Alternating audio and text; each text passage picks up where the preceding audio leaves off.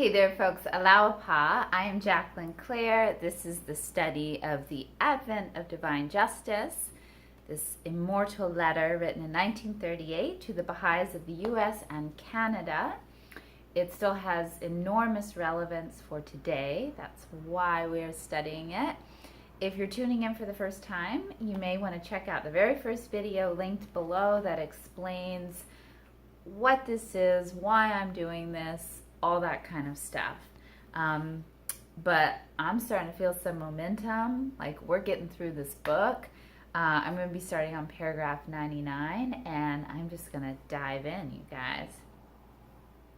It would no doubt be of exceptional importance and value, particularly in these times when the various restrictions imposed in those countries, and he's talking about various countries in Latin America in 1938, make it difficult for a considerable number of Baha'i pioneers to establish their residence and earn their livelihood in those states.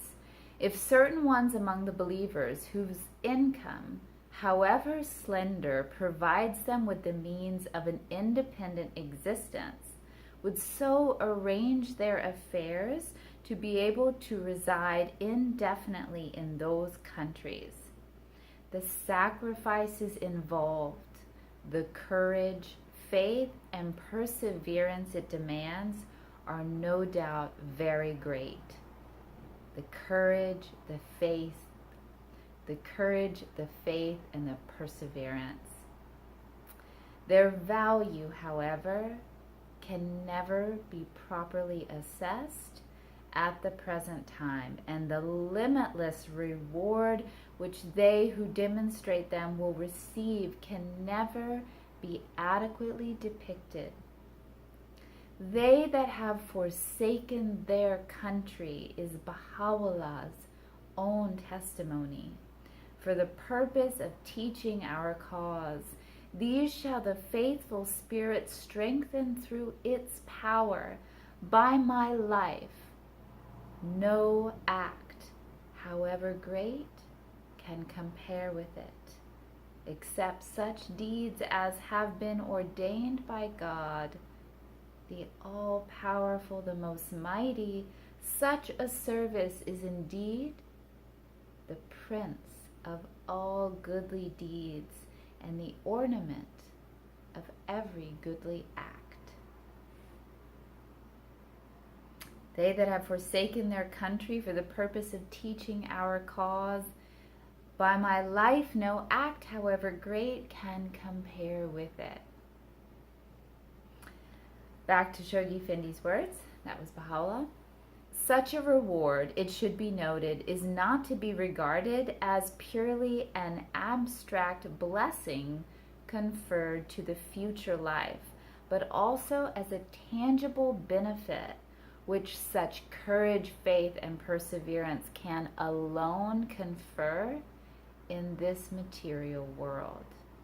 The solid achievements, spiritual as well as administrative, which in the faraway continent of Australasia and more recently in Bulgaria, representative believers from both Canada and the United States have accomplished, proclaim in terms unmistakable the nature of those prizes which even in this world such sterling heroism is bound to win.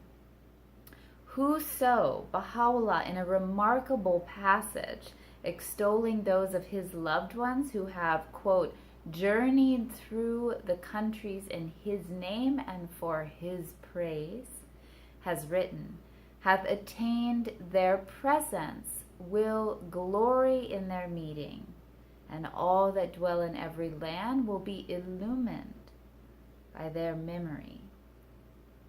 I am moved at this juncture, as I am reminded of the share which ever since the inception of the faith in the West, the handmaidens of Baha'u'llah, as distinguished from the men, have had in opening up single-handed so many such diversified and widely scattered countries over the whole surface of the globe, not only to pay tribute to such apostolic fervor as is truly reminiscent of those heroic men who were responsible for the birth of the faith of Baha'u'llah, but also to stress the significance of such a preponderating share which the women of the West have had and are having in the establishment of his faith throughout the whole world.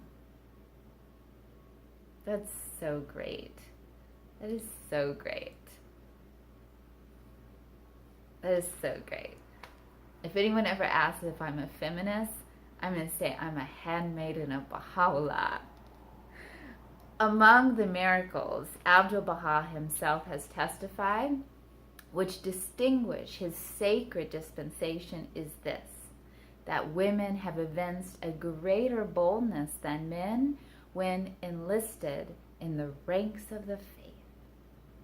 So great and splendid a testimony applies in particular to the West, and though it has received thus far abundant and convincing confirmation, must, as the years roll away, be further reinforced. As the American believers usher in the most glorious phase of their teaching activities under the 7-year plan, the boldness which, in the words of Abdul-Baha, has characterized their accomplishments in the past must suffer no eclipse as they stand on the threshold of still greater and nobler accomplishments. Nay, rather, it must, in the course of time and throughout the length and breadth of the vast and virgin territories of Latin America, be more convincingly demonstrated and win for the beloved cause victories more stirring than any it has yet achieved. That was awesome. I'm going to end it there, you guys. Please remember to like this video if you did. It helps other people find it. And please subscribe so that we can stay connected, and hit the bell if you want to know when I upload new videos. Blessings to all of you, my brothers and sisters.